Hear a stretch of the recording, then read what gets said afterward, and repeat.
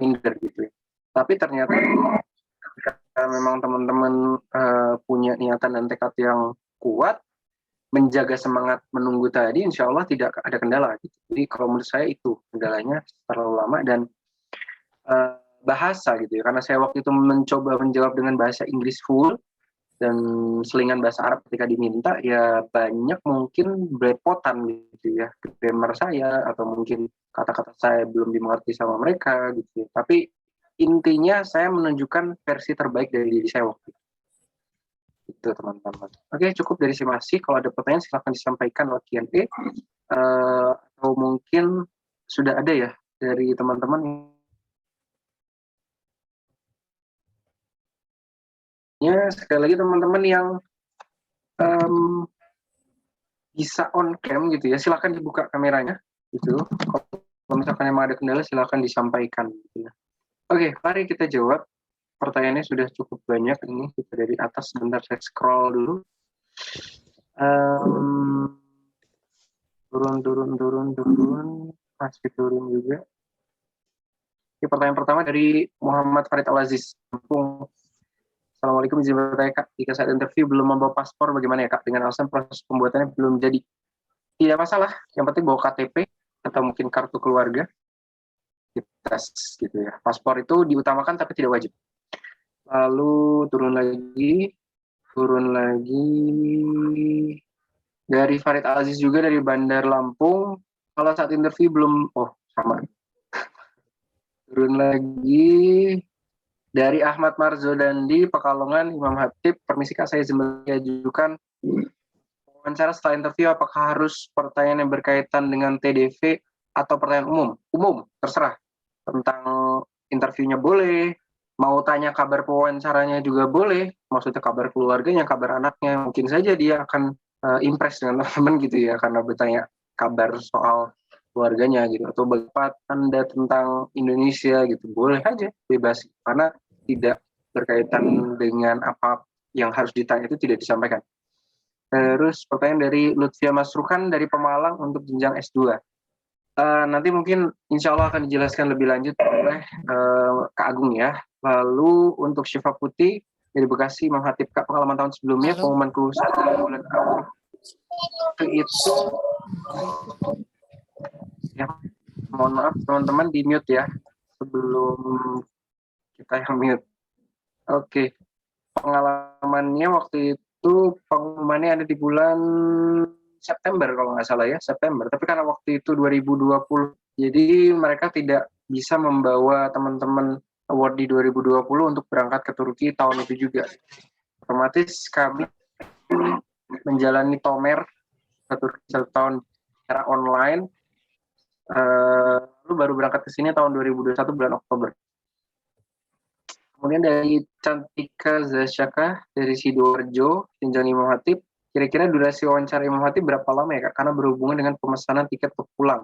Ya kalau durasi orangnya cepat 15-20 gitu, tapi menunggunya pasti lama. Jadi saya sarankan tiket pulang ya teman-teman pesan kalau bisa malam hari gitu ya, malam hari atau mungkin besoknya justru. Kenapa? Karena bisa jadi teman-teman di urutan akhir nanti sampai jam 5 baru wawancara gitu ya. Berarti maghrib teman-teman baru boleh pulang, bahkan isya. Terus dari diminta ya Kak, kira-kira total durasi wawancara per orang tadi sudah dijawab ya. Terus Azahwa Rizky dari Magelang, Imam Hatip, saat membawa dokumen asli apakah kita butuh fotokopiannya? Jika iya, kira-kira butuh berapa ya Kak? Saya sarankan untuk di copy 1-2 lembar gitu ya, masing-masing berkas. Oke, Sultan Abrar kembali bertanya soal durasi, tadi sudah disampaikan ya. Oke, cukup saya rasa teman-teman begitu. Seperti suara saya putus-putus ya. Kak Agung, suara saya lancar ya? Halo, tes 1, 2, 3, cek, dicoba. Lancar. Lancar ya? Oh, soalnya ini video teman-teman nge-freeze nih. Saya takutnya nggak masuk, tapi berarti lancar. Cukup teman-teman, terima kasih atas perhatiannya. Kemudian selanjutnya interview untuk jenjang S2 pasca sarjana oleh Kak Agung Redo. Silakan Kak Agung.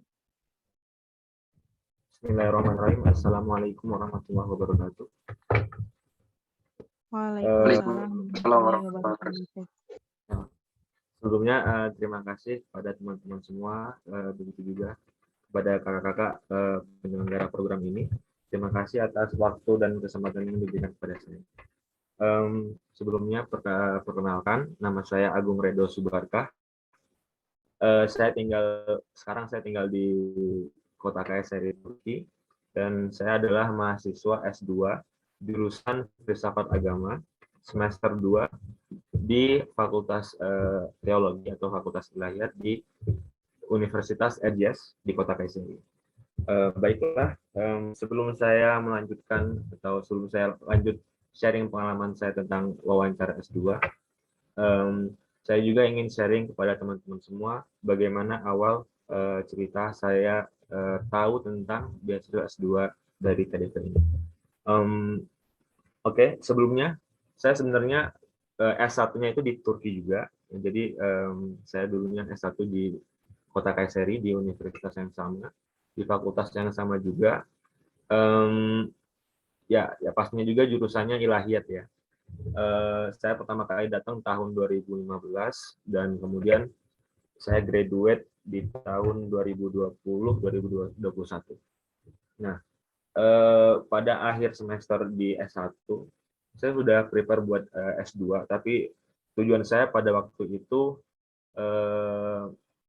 bukan di Turki, di negara lain.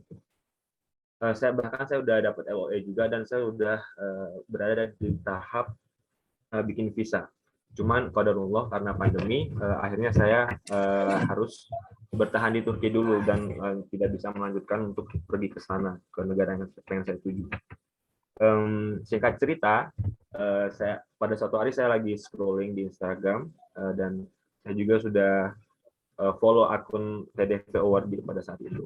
Dan pas saya scrolling, saya lihat story-nya, ternyata untuk pertama kalinya TDV itu mengadakan atau membuka beasiswa untuk S2 untuk pertama kalinya gitu. Dan dari situlah saya tahu dan akhirnya saya coba apply ke TDV untuk S2. Setelah saya upload dokumen segala macam, akhirnya saya keterima dan dipanggil untuk interview. Tapi yang uniknya adalah karena pada saat itu pandemi, proses wawancara itu tidak dilakukan dengan face to face. Kita melakukan wawancara melalui ini Zoom pada saat itu. Agak unik ya, mungkin pengalaman saya agak kurang relate sama teman-teman yang bakal interview, khususnya untuk S2 dan S3 untuk beberapa hari ke depan. Seperti yang kita tahu mereka bakal interview dalam beberapa hari lagi. Mungkin ada banyak pengalaman yang kurang relate dari pengalaman saya dengan pengalaman yang mungkin bakal didapatkan oleh teman-teman. Tapi at least selama wawancara apa saja sih yang pertanyaannya pernah saya dapatkan, terus hal-hal apa saja yang perlu disampaikan gitu. Mungkin bisa diambil ibrohnya gitu. Dan untuk diketahui juga materi-materi yang disampaikan oleh Kak Hafizan tadi di awal terkait hal-hal yang harus diperhatikan sebelum wawancara, terus hal-hal yang harus diperhatikan selama wawancara, itu bukan hanya untuk S1, bukan hanya untuk Imam Khatib, mungkin bisa juga dipakai untuk S2. Tapi yang pasti karena S2 ini jenjangnya lebih tinggi, pasti ada hal-hal yang agak berbeda atau hal-hal khusus untuk anak S2 atau S3. Oke, jadi kurang lebih seperti itulah ya awal pertama ceritanya atau pertama kali bagaimana saya tahu beasiswa S2. Dan pada tahun itu adalah pertama kali TDV itu membuka beasiswa untuk S2 dan S3. Dan saya personally orang Indonesia adalah orang pertama sebagai awardee S2 gitu. Sebenarnya ada 2 orang, cuman ya qadarullah teman yang satunya lagi tidak melanjutkan beasiswanya. Jadi hanya saya sendiri gitu, angkatan pertama yang mendapatkan beasiswa S2. Oke, sebelum saya lanjut juga saya pengen memberitahu sebelumnya perlu diketahui kepada teman-teman calon penerima beasiswa yang bakal interview, dari sisi orang yang diwawancara, atau dalam kata lain, pengalaman wawancara itu lebih bersifat subjektif ya. Jadi contohnya pertanyaan yang bakal diberikan oleh interviewer kepada si A itu belum tentu sama juga dengan pertanyaan yang bakal diberikan ke si B. Dalam konteks ini, pertanyaan atau pengalaman saya ketika saya interview, pertanyaannya seperti apa, misalkan pertanyaan seperti ini gitu. Itu belum tentu juga bakal ditanyakan kepada teman-teman juga gitu. Belum tentu sama gitu. Tapi nggak menutup kemungkinan juga bisa sama. Tapi at least dengan adanya sharing tentang adanya sharing tentang pengalaman wawancara, kira-kira teman bisa mendapatkan insight kira-kira pertanyaan yang bisa muncul itu tipikal pertanyaan seperti apa sih. Nah, dari situ insya Allah teman-teman bisa mendapatkan benefit. Oke, langsung saja. Selama interview, pertama kali saya mendapatkan pertanyaan tentang basic information, yaitu berupa introduce yourself. Dari situ kita memperkenalkan diri kita, terus tempat tinggal kita, terus kalau S2 itu sebelumnya jurusan S1 kita apa, seperti itu. Jadi basic information. Terus yang kedua ada pertanyaan tentang kegiatan non akademik. Ini harus diketahui ini adalah pertanyaan yang saya dapatkan selama interview ya. Jadi pertama tadi ada basic information. Yang kedua adalah pertanyaan tentang kegiatan non akademik yang pernah saya ikutin selama di bangku kuliah. Nah, seperti yang kita tahu, biasanya kegiatan-kegiatan yang akademik, let's say, misalkan PMI gitu, itu kegiatan seperti itu kan biasanya kita cantumkan di CV ya. Nah, dari pengalaman interview saya, pertanyaan nomor 2 itu pertanyaan yang lebih cenderung pertanyaan tentang kegiatan yang saya cantumkan di CV gitu. Misalkan pernah mengikuti kegiatan PMI. Nah, si penanya atau interview itu bakal, misalkan dia bisa aja nanya, apa sih kegiatan ini, terus kontribusinya apa di bidang kamu gitu. Mengapa kamu ngikutin kegiatan itu? Itu satu. Kemudian bisa jadi juga misalkan kita menyantumkan kita bisa bahasa Jerman misalkan. Nanti bisa aja dia menanyakan perihal bahasa Jerman karena dia tadi melihat di CV gitu. Oke, coba di CV saya melihat kamu pernah ikut kursus bahasa Jerman. Bisa dong coba sebutin atau coba ngobrol bahasa Jerman gitu. Nah, itu pertanyaan nomor 2 ya. Terus setelah itu saya juga mendapatkan pertanyaan tentang jurusan. Nah, mungkin ini adalah perbedaan yang sangat kontras di antara S1, S2, Imam Hatib, S1, S2, dan S3. Kalau di S2, menurut pengalaman saya sempat ditanya tentang jurusan apa yang saya ambil. Nah, terus dia juga bertanya alasan dan kontribusi apa yang bisa kamu berikan melalui jurusan ini terhadap community kamu atau terhadap Indonesia gitu. Tentunya saya sebelum masuk interview, saya juga udah browsing tentang interview, bagaimana sih interview yang benar segala macam. Dan saya mempersiapkan materi ini udah dari jauh-jauh hari sebelumnya gitu. Karena pada kasus saya memilih filsafat agama, sehari atau beberapa hari sebelum interview saya ibaratnya saya memposisikan diri saya sebagai orang yang bakal masuk ujian, oke? Terus saya mempelajari buku-buku tentang filsafat agama, terus at least definisi dari filsafat agama itu apa, itu udah saya pelajari. Tapi saya juga udah kayak memprediksi ini subjektif ya. Prediksi saya adalah mereka pada saat itu karena filsafat agama itu topiknya agak kurang familiar, mereka kayak kurang nggak bakal nanya lebih detail gitu. Tapi ini depend sama jurusan kalian. Kalau di filsafat agama, saya tadi memprediksi bahwasanya bakal pertanyaan itu lebih kayak general gitu. Dan ternyata benar gitu. Tapi ini tergantung jurusannya juga. dan tidak bisa dijadikan patokan ya, seperti yang di awal saya sampaikan, bahwasanya bisa jadi pertanyaan yang didapatkan oleh saya pada saat interview bisa jadi juga tidak bisa ditanyakan kepada kalian teman-teman juga gitu. Itu. Terus setelah saya memberi alasan mengapa saya mengambil jurusan itu, dia juga sempat bertanya tentang akademik.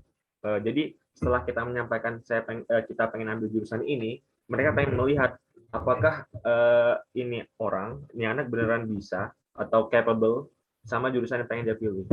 Nah, jadi waktu itu saya mendapatkan 3 pertanyaan. 2 pertanyaan alhamdulillah bisa saya jawab, tapi ada 1 juga pertanyaan yang seperti kasusnya Kak Hafizan, saya kurang menguasai pertanyaan itu atau materi tentang pertanyaan itu, tapi saya bergerak melalui pengetahuan saya, ya kita sampaikan mungkin dari hal ini apa saja yang kita ketahui kita sampaikan, terus setelah kita kasih argumen-argumennya, kita simpulkan gitu. Menurut saya, nah konteksnya seperti itu, kurang lebih seperti itu. Terus setelah itu, karena saya S1-nya di Turki, nah ini mungkin agak berbeda dengan teman-teman yang dari Indonesia ya.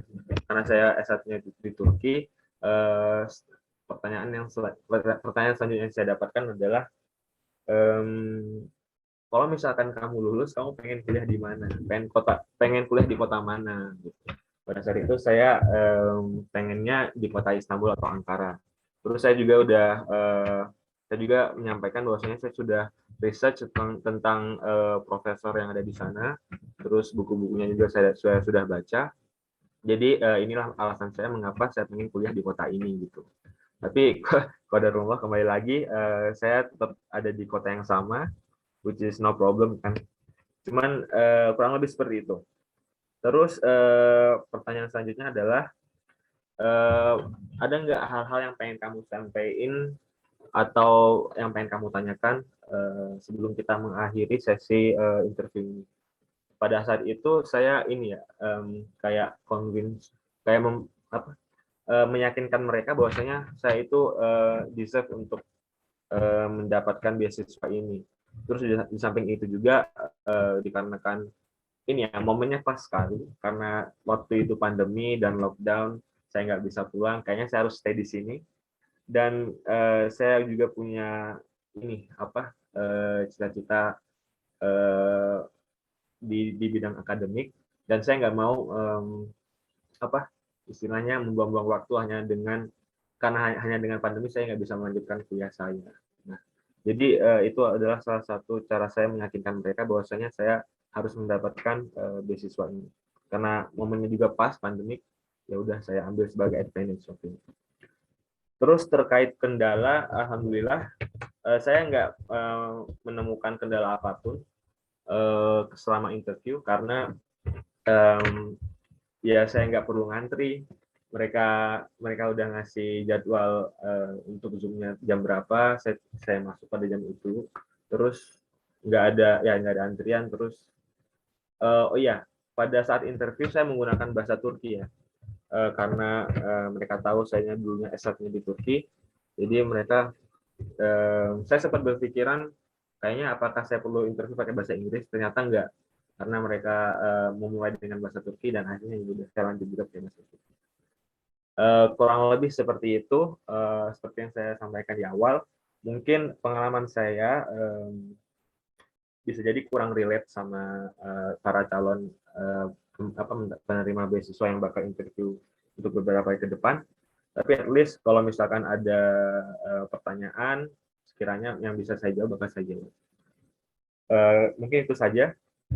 Saya kembalikan ke Kak Moderator, Kak Hafizan. Terima kasih. Ya, terima kasih banyak Kak Agung untuk cerita pengalamannya ya terkait dengan wawancara teman-teman S2 dan S3. Ada satu pertanyaan masuk nih Kak dari Lutfiah Masruhan, asal Pemalang untuk jenjang S2. Kak, untuk pertanyaan wawancara jenjang S2 itu bagaimana gitu ya? Mungkin pertanyaan apa yang pernah ditanyakan ke Kak Agung gitu ya, mungkin bisa diceritakan misal soal apa gitu ya. Terus apakah ada yang membahas tentang skripsi gitu Kak, skripsi waktu di S1? Mungkin bisa dijawab langsung dulu Kak Agung, silakan. Oke, kembali lagi seperti yang saya bilang sebelumnya yang harus diketahui, karena saya basic S1-nya itu di Turki, pastinya di setiap universitas itu ada ini ya, ada sistem yang berbeda. Seperti yang kita tahu kalau di Indonesia itu untuk menyelesaikan jenjang S1 kan butuh skripsi. Nah, kebetulan di universitas saya sistem skripsi itu udah dihilangkan pada tahun 2017 kalau nggak salah ya. Sehingga saya nggak butuh skripsi gitu. Jadi selayaknya ujian UAS gitu. Jadi udah semester akhir ujian UAS selesai, udah graduate gitu. Jadi bisa saya simpulkan seperti yang saya bilang tadi relatif ya. Nah kalau selama saya interview saya nggak pernah ditanya terkait skripsi S1 seperti apa. Gitu. Itu sih jawaban simpelnya. Tapi biasanya kalau S2 itu kan gitu ya, kita bakal ditanya tentang study plan kita gitu. Nah, secara tidak langsung sih ketika saya di interview, saya menyampaikan study plan saya gitu. Tapi kalau terkait skripsi nggak ada pertanyaan tentang itu. Terima kasih.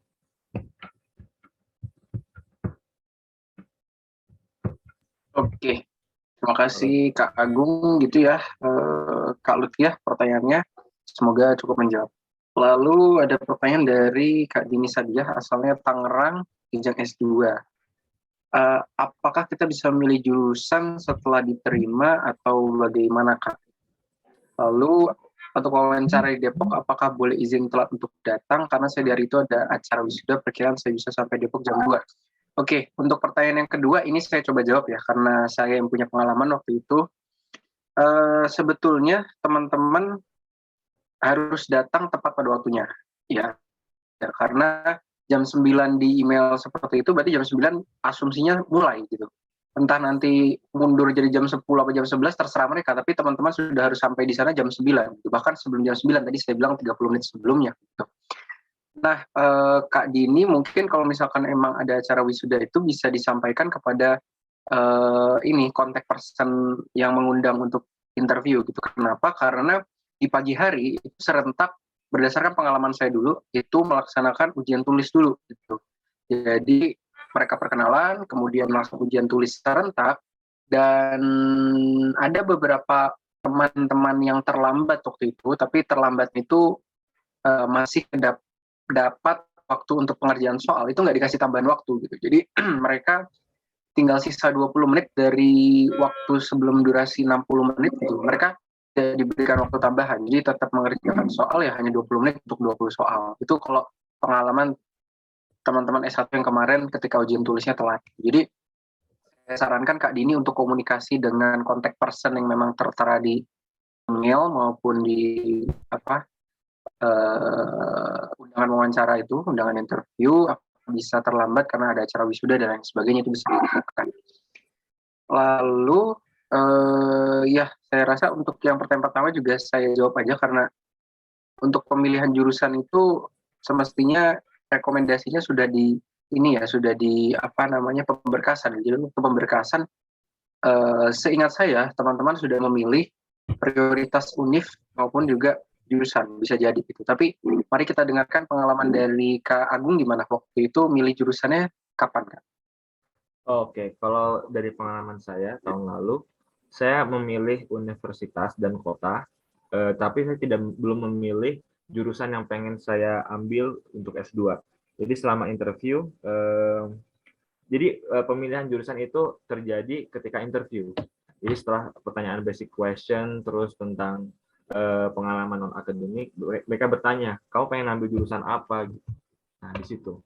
Jadi kalau kita lihat dari pertanyaan, kalau kita melihat dari pertanyaan Kak Dini Sadia, dan kalau kita mengacu pada pengalaman saya interview, itu ya kita milih jurusannya setelah ini, pas saat interview. Tapi masalahnya saya nggak tahu untuk tahun ini apakah eh, para para pendaftar khususnya untuk jenjang S2, apakah mereka langsung menuliskan jurusan mereka di form atau di tempat form pendaftaran S2, atau hanya saja memilih universitas bukan jurusan. Itu yang saya kurang tahu.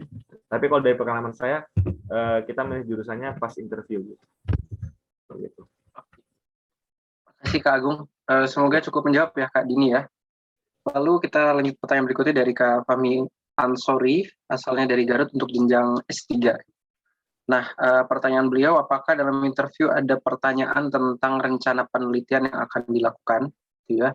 Mungkin Kak Agung pernah punya pernah ngobrol mungkin sama teman yang di jenjang S3 atau mungkin di beasiswa lain, misal contoh ITB gitu, kira-kira apakah ada pertanyaan soal rencana penelitian dan apakah ketika wawancara itu proposal penelitian itu harus dibawa atau tidak gitu, Kak Agung? Oke, seperti yang kita ketahui, saya ini ya, sebenarnya I'm not in the position to answer this question, tapi ngikutin pengalaman teman-teman yang mungkin nggak dari TDP juga ya, karena tahun lalu juga belum ada TDP dari orang Indonesia yang S3. Tapi secara general kita tahu S3 itu lebih detail ya untuk perihal seperti ini. Nah, kalau saya boleh menjawab, menurut saya kalau memang udah ada rencana penelitian itu dibawa aja, walaupun nggak ditanya. Kalau menurut si orang yang masuk interview ini butuh disampaikan, nanti bisa juga disampaikan di sesi akhir, karena nanti kan biasanya mereka bakal bertanya, ada nggak beberapa hal yang pengen kamu sampaikan sebelum kita mengakhiri sesi wawancara ini. Nah, kalau menurut si A ini penting dan perlu disampaikan dan bakal menambah nilai, ya sok aja gitu ya. Tapi biasanya in general bakal ditanya juga gitu. Tapi kalau untuk TDP sendiri kurang tahu gitu. Seperti itu. Oke, makasih Kak Agung. Semoga cukup menjawab untuk Kak Fahmi ya. Lalu pertanyaan dari Kak Yusuf, ini mungkin saya jawab aja karena tadi juga saya sudah menyampaikan beliau asal dari Garut untuk yang S2. Apakah akan sangat mempengaruhi jika kita belum punya paspor? Tidak, karena itu bukan syarat, tapi dianjurkan jika punya. Lalu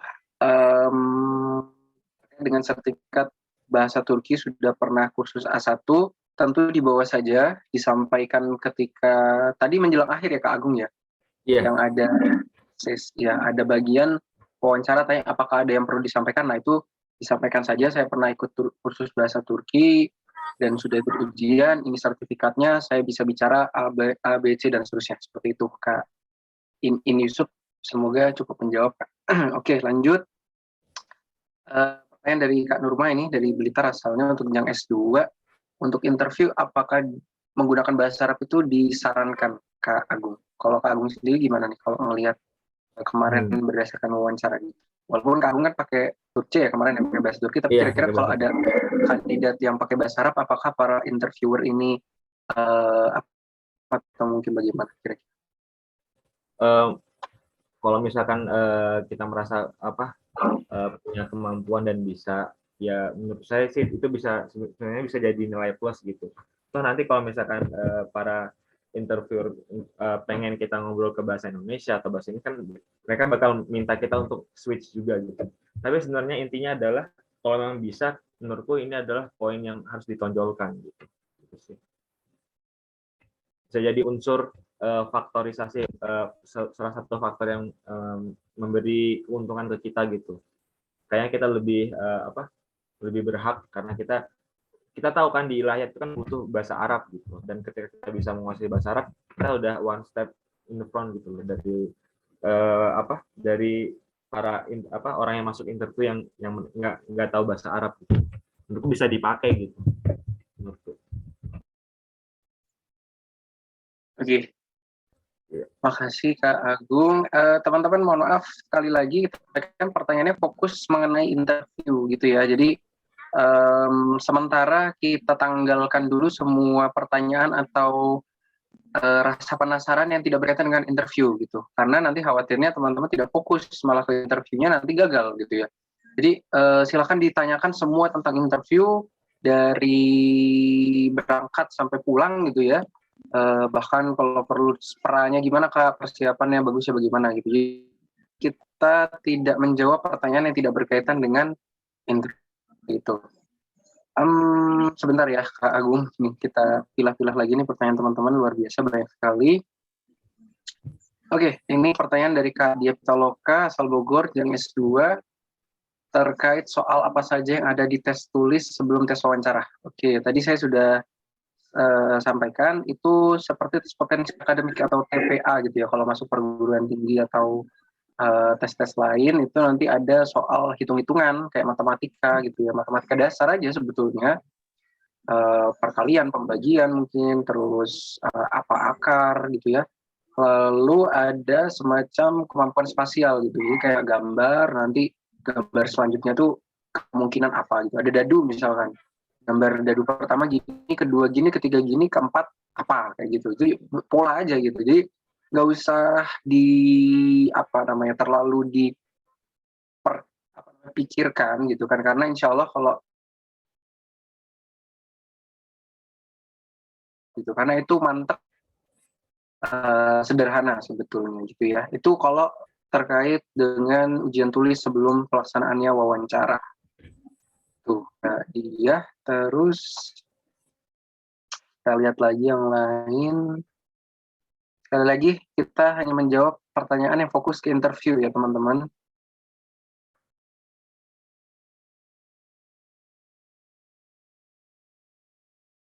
Bagaimana kalau berkas yang diinput di akun TDV tidak ada hard file-nya seperti berkas sertifikat? Di print, nggak masalah. Kalau memang bukan bentuk sertifikat pun ya di print saja dalam bentuk kertas, yang penting ada buktinya gitu ya. Itu dibawa, kalau diminta diserahkan. Yang penting udah siap. Lalu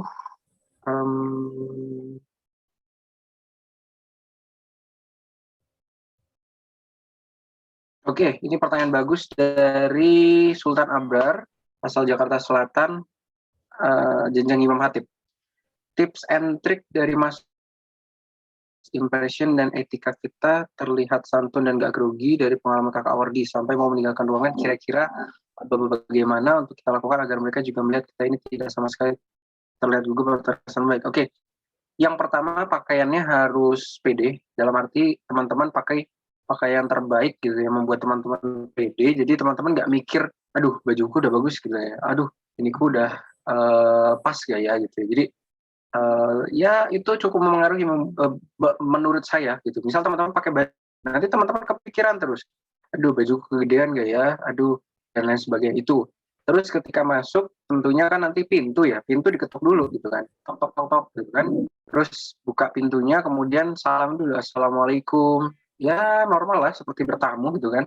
Lalu masuk pelan-pelan, jangan terburu-buru gitu ya, jadi jangan lari, merangkak gitu ya, ya jalan biasa aja, santai aja gitu, seperti teman-teman mau masuk ruang ujian, walaupun memang deg-degan, tapi jangan sampai mengaruhi sikap teman-teman gitu. Lalu begitu masuk teman-teman langsung menuju wawancara, langsung ketika diminta berkas, serahkan berkas gitu ya, tunjukkan, kalau perlu dibuka, jadi buka berkasnya, langsung dikasih di mana halaman tempat teman-teman menyimpan ijazah misalkan. Lalu kalau beliau itu berkenan ya salaman dulu gitu kan, lalu kemudian duduk. Nah posisi duduk usahakan teman-teman bagian belakangnya itu menempel di bagian belakang kursi gitu ya, jadi artinya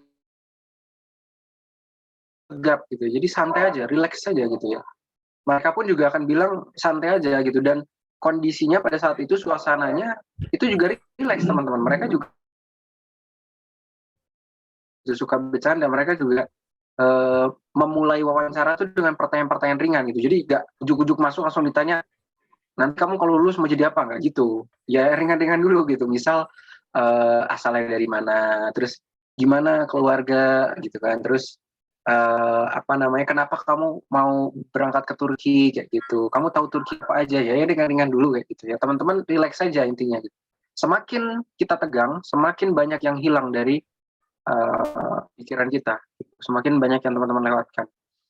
Terus kalau sudah selesai ya sudah tutup Qurannya gitu ya, lalu keluar dari kursi, baru kemudian mengambil berkas yang tadi teman-teman serahkan, kalau perlu salaman, lalu kemudian teman-teman kalau bisa bahasa Turki ya pamerin aja sedikit gitu ya, pakai teşekkür ederim, apa kolay gelsin gitu, memnun oldum dan lain sebagainya gitu. Tentu mereka akan senang gitu kan ketika ternyata sudah mempelajari hal tersebut gitu ya. Lalu ya sudah langsung keluar dari ruangan gitu kan, jangan memperlama di dalam ruangan, terus tutup pintunya pelan-pelan gitu, jangan dibanting. Ya itu mungkin sedikit tips dari saya ya. Cukup menjawab, semoga Dek Sultan Abrar. Oke, terus ini pertanyaan bagus juga dari Rilo Pambudi nih. Asal dari Sukabumi, jenjang Imam Khatib. Apakah ada pengurangan nilai jika menjawab dengan bahasa Indonesia? Tidak ada, aturannya tidak ada. Tapi teman-teman yang menjawab dengan bahasa asing lain tentu jadi nilai plus gitu. Jadi teman-teman yang pakai bahasa Indonesia ya nggak disalahin, itu sah-sah saja karena memang sudah ada penerjemah gitu kan. Memang disiapkan untuk menerjemahkan. Jika teman-teman menjawab dengan bahasa lain itu tentu menjadi nilai plus, itu aja bedanya. Jadi bahasa Indonesia nggak salah, pakai bahasa asing juga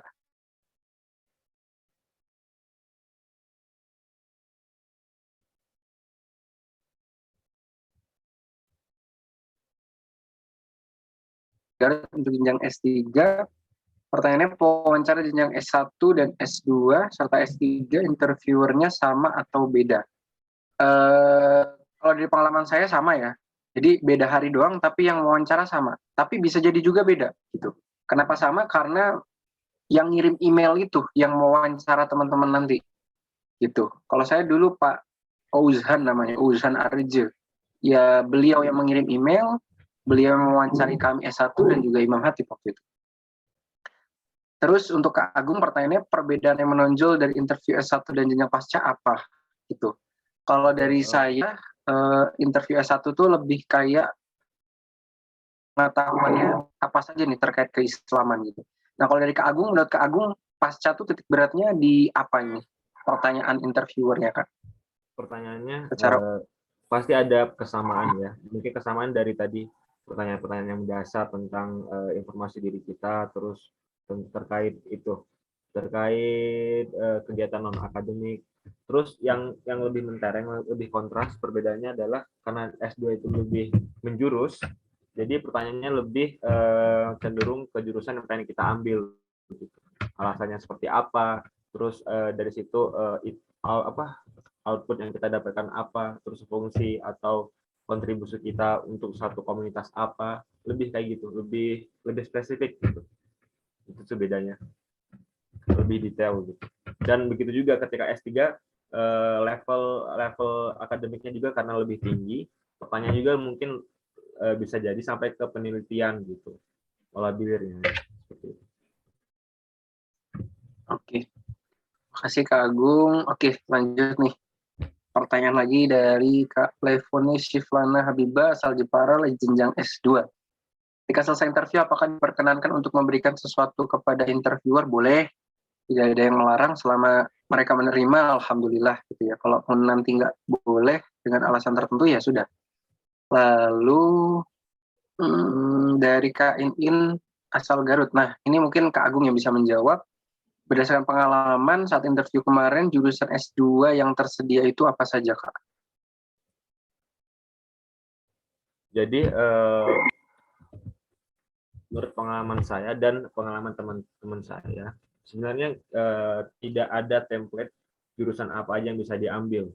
Jadi mereka menentukan jurusannya itu tergantung sama universitas yang ada di Turki. Jadi simpelnya kayak gini.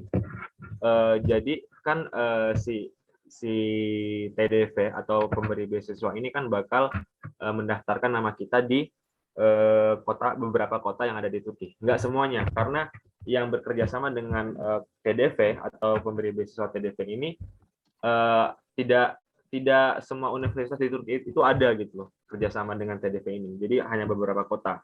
Jadi mereka bakal memberi kesempatan kepada kita untuk mengambil jurusan terserah kita, oke.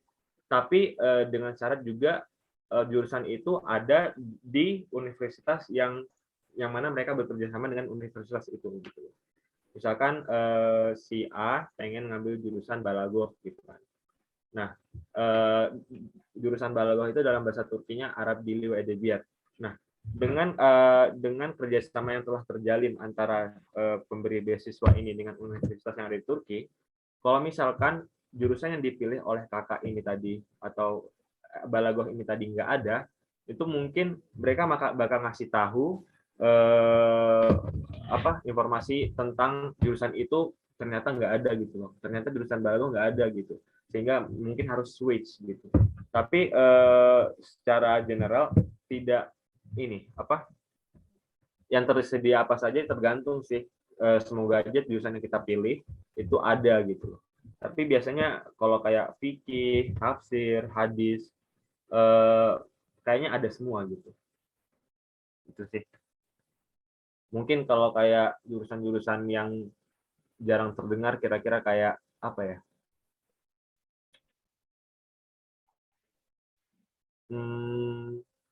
Kalau kayak din musikisi gitu, kan karena di Indonesia juga nggak ada gitu kan. Ketika kita ngambil jurusan itu, mereka mungkin menanyakan lagi kenapa ngambil jurusan itu gitu loh. Ngerti nggak? Jadi ya itu sih, tidak ada, kita nggak bisa tahu jurusannya itu ada apa enggak, tapi ketika kita menyampaikan jurusan yang pengen kita mau, mereka bakal ngeliat lagi gitu loh, jurusannya ada apa enggak gitu. Harus seperti itu.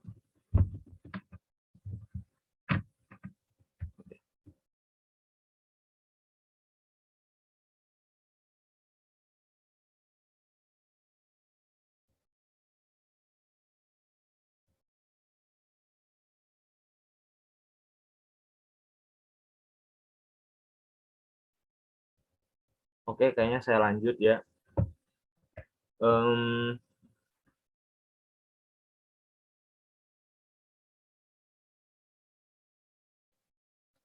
Saya lanjut ke Dahpitaloka Bogor. Mohon tipsnya Kak, jika ada pertanyaan yang tidak bisa kita jawab, kita harus bagaimana? Jadi tipsnya tadi seperti yang disampaikan oleh Kak Hafizan juga, dan saya juga, menurut saya kalau misalkan kita tidak tahu jawaban dari pertanyaannya, setidaknya kita bisa memberikan informasi tentang pertanyaan tersebut. Walaupun kita tidak tahu pasti jawabannya seperti apa, at least pengetahuan kita tentang pertanyaan itu apa, oke, itu kita sampaikan. Terus pada akhir di sesi akhir kita sampai kesimpulan gitu. Misalkan seperti tadi contohnya hukum wanita safar sendirian.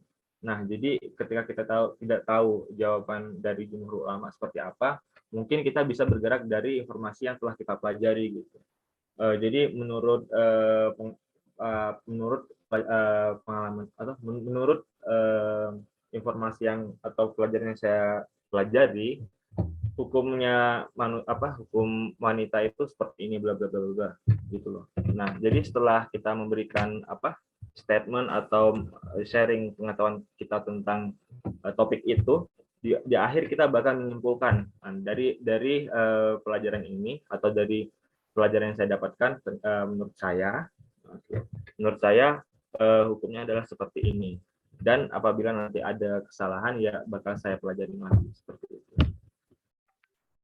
Oke, saya izin backup sebentar karena Kak Hafizannya sedang ada kendala jaringan. Teman-teman yang mau bertanya lagi dipersilahkan, saya bacakan pertanyaannya. Masih kami tunggu. Kalau mau bertanya dengan suara juga boleh, nanti bisa diizinkan oleh operator.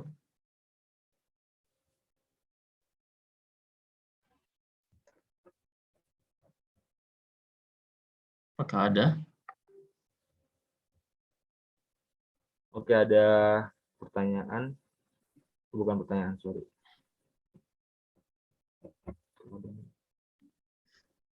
Amin, semoga lulus semua. Amin.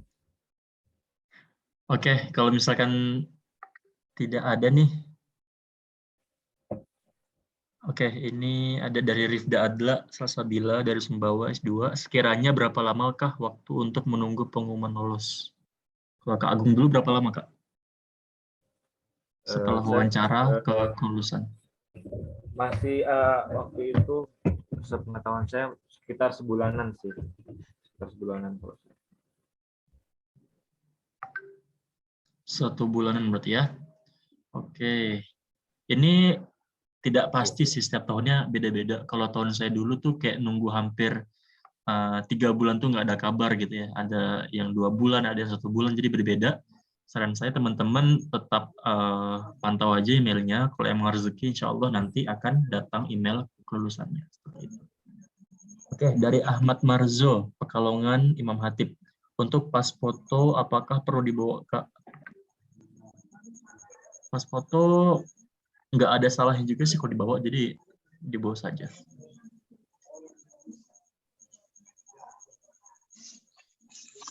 Foto minimal berapa? Mereka nggak akan minta foto kita, jadi bebas mau bawa 2, 3, 5, terserah. Oke, ada lagi?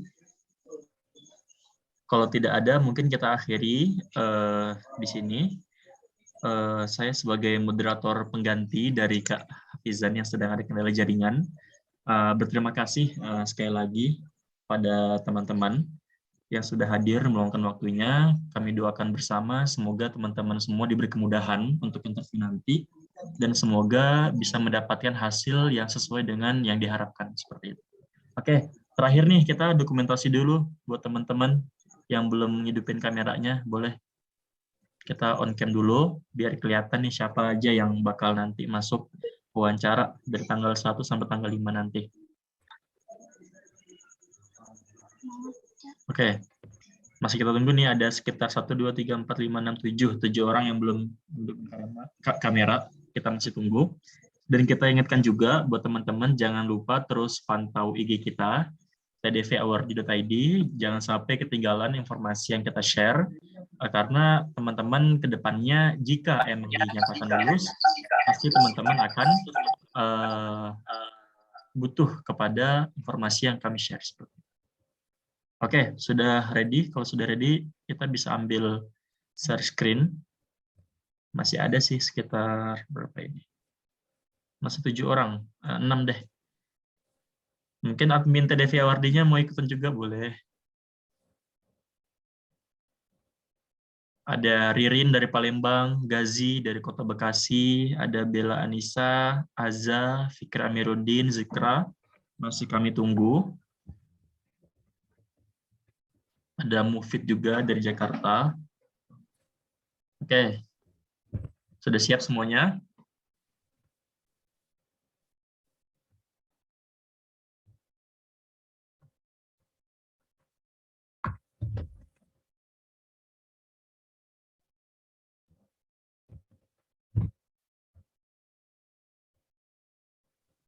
Oke, kalau sudah ready, bisa kita mulai.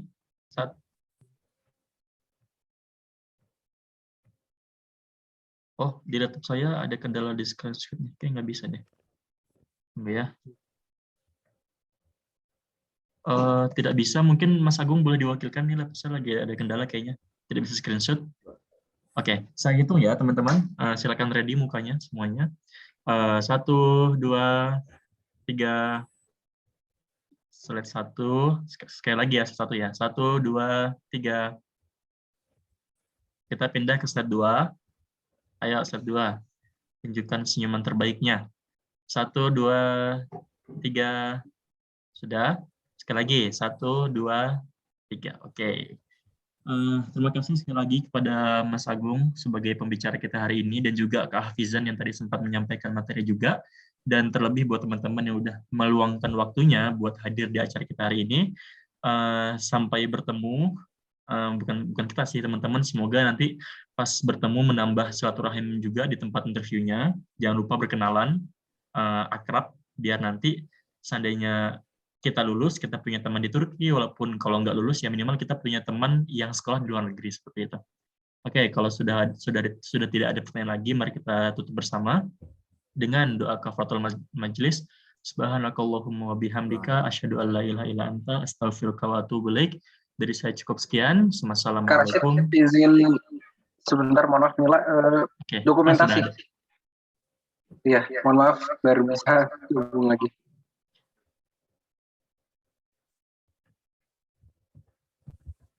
Oke. Oke, terima kasih banyak Kak Rashid sebelumnya sudah dibantu backup. Mohon maaf teman-teman, tadi biasa kondisi wifi di asrama saya kebetulan begini. Nggak tahu ya, aneh gitu. Saya di lantai 5 sama di lantai 2 beda. Yang lantai 2 lancar jaya, yang lantai 5 nggak tahu, suka tersendat. Dan tadi mohon maaf putus ya. Alhamdulillah, terima kasih sudah dibantu Kak Rashid untuk backup dan sudah ditutup. Dan sebelum kita bubar, teman-teman bisa on cam semuanya. Terakhir banget nih, on cam buat kita foto bareng. Tuh. Kapan lagi masuk IG-nya tdvori.id ya. Ya, teman-teman silahkan Kak Fahmi, terus siapa nih, Kak Olivia, Kak Fitri, dan lainnya yang belum on cam masih ditunggu kita foto bersama.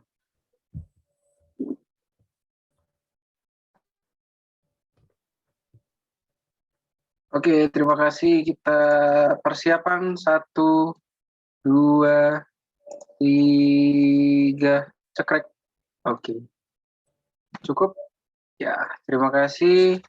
Kami akhiri sampai di sini. Mohon maaf kalau ada kurang dan salah. Assalamualaikum warahmatullahi wabarakatuh. Waalaikumsalam warahmatullahi wabarakatuh.